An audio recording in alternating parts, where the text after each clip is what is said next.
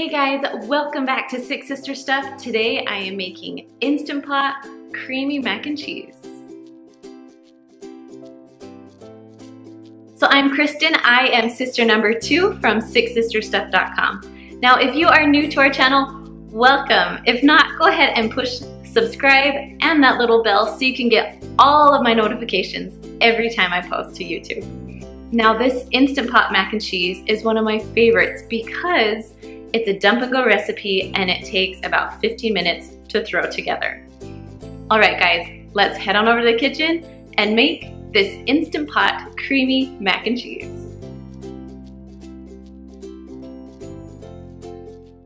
Now with this recipe, push saute before you begin. Then you're gonna add 4 cups of water. Next you're gonna add 4 tablespoons of butter and you literally can just throw it right in there.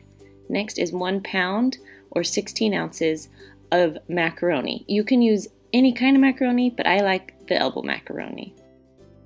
Then go ahead and add a half a teaspoon of salt right on top of everything. Now stir it up just a little bit so all the macaroni is covered by the water. Now you're just gonna put your lid on, seal it closed, and make sure it's on sealing, not venting.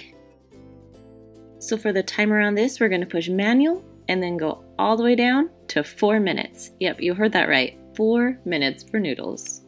When it's done, you're gonna let it release on its own to 5 minutes. Then you're gonna go ahead and push it to venting. Now mine was foaming a little bit, so when that happens, go ahead and put a paper towel on it and then it won't spray all over your kitchen.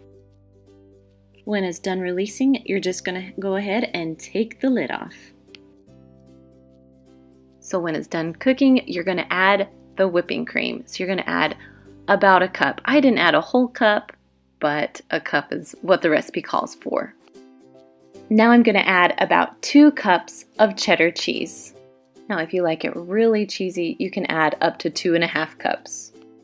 Now for the seasoning, I'm gonna add just a little bit of garlic salt on top.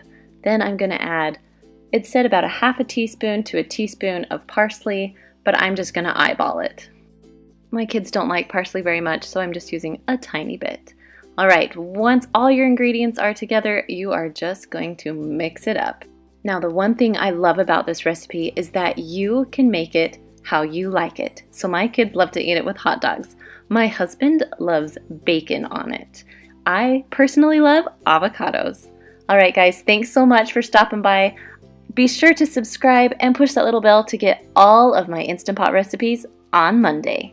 We'll see you later.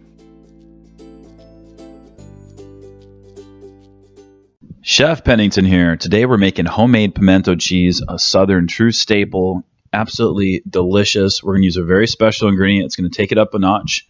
This is a very famous thing to get when you're at the Masters golf tournament. When you're out in the course, one of the things that they do is they sell $1.50 pimento sandwiches, which is awesome. So here we go. We're going to start off with some sharp cheddar and some extra sharp cheddar. Those are very important ingredients. We're going to use some sour cream, some cottage cheese chives, and here's our secret ingredient, guys. We're going to put some chipotle peppers in there, which is just going to give it a little bit of smokiness and a deeper depth of flavor. It's awesome. So here's one of the most important keys. Using a box grater, you want to get the texture on the cheese. You'll see that the grains are really long, and that's what's going to give us that pimento cheese texture that we're so used to having. So I've got about 2 cups there. It doesn't have to be very, very exact, but roughly 2 cups, because when you're grating, things aren't exact. And we're going to use about a cup here of extra sharp New York cheddar. You guys can find that at your grocery store. It's pretty common these days. We're going for a little over a cup. So we're going to have the link below with all the instructions and all the measurements for you. Nice and easy, guys. So this is an 8-ounce pack of cream cheese. If you let it come to room temperature, it's a lot easier to handle and mix together. Get some mayo in there, whatever your favorite is.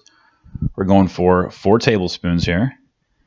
And cottage cheese, make sure it's small curd, and that's the important part. We want it to offer great texture but not take over the dish and be all about cottage cheese. And honestly, if you don't like cottage cheese, you'll never even notice it's in there. But we're making a cheese dish, so the odds are you probably like cottage cheese too. But if not, you can skip that. It's about 3/4 of a cup. And that's what's fun about this dish is it is a little bit of approximates.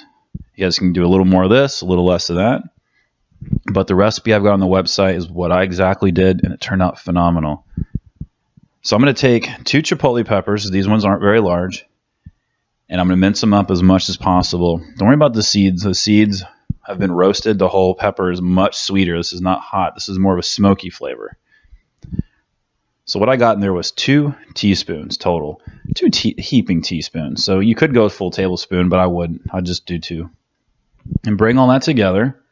Now the reason we're mixing this up separately is we want to make sure that the cheese that we took the time to grate doesn't just get mushed into mush. We want to keep the textures. So we're going to add some chive. I took 10 chives there and just really make small cuts so that it will evenly disperse all over. And mix that in. And now we're going to bring in our cheese. And we're going to lightly fold everything together. And that's the way you do it. And that's part of the trick right there. We're preserving the texture of our grated cheese. And you guys might be asking, where's the pimentos? Well, same goes with the pimentos. We want to put them in very last so that they don't just get mushed. And the color could run all the way through the dish and kind of look too red, really, honestly. But just bring it to where it's well incorporated and you're good. See the color there? Looks great. So do a little taste, see if it needs anything. Could need a little salt, a little pepper. I think the black pepper is one of the key ingredients. It's one of those times to really use a lot, if you like black pepper, of course. And then you're going to want to let this set up in the refrigerator for 24 hours or overnight. The flavors are so much different the next day and then the day after and the day after. So it's really amazing to kind of have your pimento cheese sit in the fridge only getting better for you. It's pretty cool. So do cover it. Pretty important. And there you guys go. You guys have got delicious pimento cheese. Come join us on social media. We'd love to have you guys over there. Go ahead and subscribe and hit the like button if you enjoyed. Everything, all the measurements, everything will be on the website. And you guys have the best. Take care.